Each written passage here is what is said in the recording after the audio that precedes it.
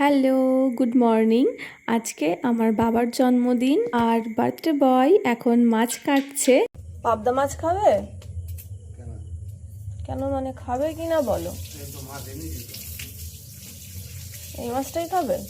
আমি ঘুম থেকে উঠেই দেখছি বাবা আজকে সকালে শোল মাছ আর কই মাছ নিয়ে এসেছে, আর মা ওই মাছ খায় না বলেই বাবা নিজেই আজকে বাছছে। আর এদিকে গতকাল রাতে আমার অনেকগুলো কেকের কাজ হয়েছিল, কিন্তু কিচেনটা পরিষ্কার করে রাখার মতো এনার্জি আর ছিল না, তাই সকালেই করে নিলাম।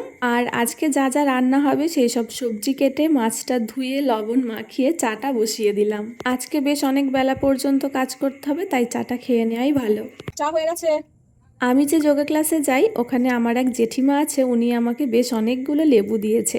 তো আজকে আমি ওই লেবু দিয়েই চা বানিয়ে খাচ্ছি, আর এই লেবু চাটা খেতে না ভীষণ ভালো হয়েছিল। চা খেতে খেতে আমি একটা তরকারিও বানিয়ে নেব সকালে মুড়ি খাওয়ার জন্য। একদম কম তেলে কালো জিরে আর কাঁচা লঙ্কা ফোড়ন দিয়ে কুমড়ো, আলু, পেঁপে এইসব দিয়ে আর ছোলা দিয়ে একটা তরকারি করব। আমাদের বাড়িতে এই রকম তরকারি খুব চলে সকালে মুড়ি খাওয়ার জন্য। আর এদিকে সকালের রান্না যতটুকু যা হলো এরপর আমি না চানটা করে নিয়েছি। তারপর নতুন একটা কাফতানও পরেছি, যেটা আমার নিজের হাতের বানানো। মা সব সময় বলে রান্না বান্না করতে গেলে আগে চানটা করে নিতে, অন্যদিন না হলেও আজ যেহেতু জন্মদিন আজ করেই নিলাম।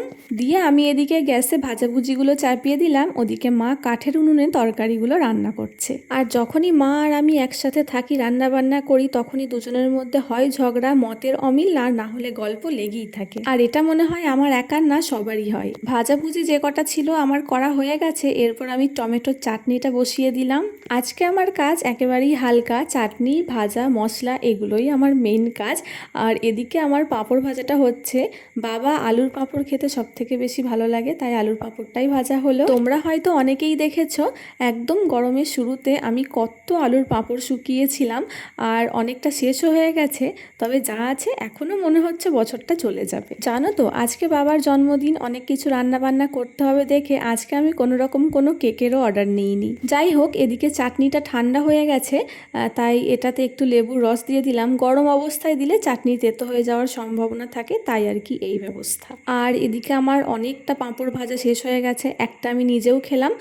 এরপর আমি পায়েসটা চাপিয়ে দিচ্ছি। খোসের থেকে কিছুটা আমরা দুধ নিয়েছি, যেহেতু আমাদের গরুর এখন দুধ হচ্ছে না। আর এদিকে আমি আমুল গোল্ড, যেটা কেকের জন্য ইউজ করি, ওটাও দিচ্ছি। অন্যদিকে চালটা ধুয়ে নিয়েছি, ধুয়ে ওটার মধ্যে ঘি আর লবণ দিয়ে একটু মাখিয়ে দিয়ে দিলাম দুধের মধ্যে। পায়েস রান্না সবাই জানে, এটা নতুন করে বলার কিছু নেই, তবুও কেন বললাম জানি না। যাই হোক, আজকে একটু মিঠাই মেট দিচ্ছি ফার্স্ট টাইম। অনেক ভিডিওতেই দিতে দেখেছি, তো আমার কাছে যেহেতু ছিল আমি দিয়ে দিলাম। আর আজকের ভিডিওটা তো বেশ অনেকটা বড় হয়ে গেল, ভাবছি পরের ভিডিওতে বাকিটা শেয়ার করব কি কি রান্না হলো, কেমন কি হলো। আজকের ভিডিওটা এই পর্যন্তই। তোমাদের ভিডিওটা কেমন লাগলো জানিও, আর পরের ভিডিওটাই অবশ্যই চোখ রেখো, আশা করছি ভালো লাগবে। চলো, বাই।